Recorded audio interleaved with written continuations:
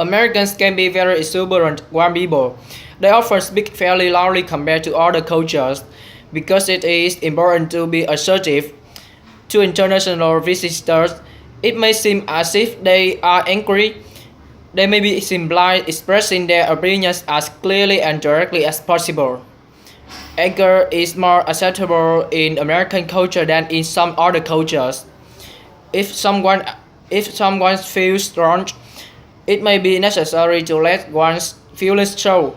Stand your ground is common advice in an unfair situation. An out of control temper tantrum is never acceptable, but is it expected that an individual will not be afraid to strongly stand by a point? As part of the warmth of the culture, Americans will not often speak in an exaggerated way.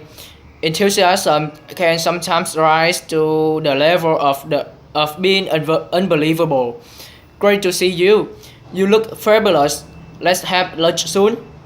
The American is not being insincere in this common style of expressions. The meaning of this is probably something like it is pleasant to see you and have this exchange on the street, and it would be pleasant to see you again. To show honesty, Americans are taught to look into someone's eyes while speaking.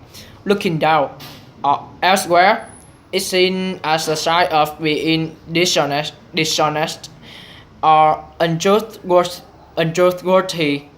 Still, the speakers do not stare continuously into one another's eyes. They actually look away from time to time. Also, when being reprimanded by a superior, such as a parent, boss or teacher, it is considered disrespectful to look down at or away while being spoken to. One thing that Americans are not comfortable with in conversation is silence. Re- Research has shown that Americans are uncomfortable with silence is longer than 3 seconds, whereas other cultures may take up to 7 seconds or more to respond, even after asking a question.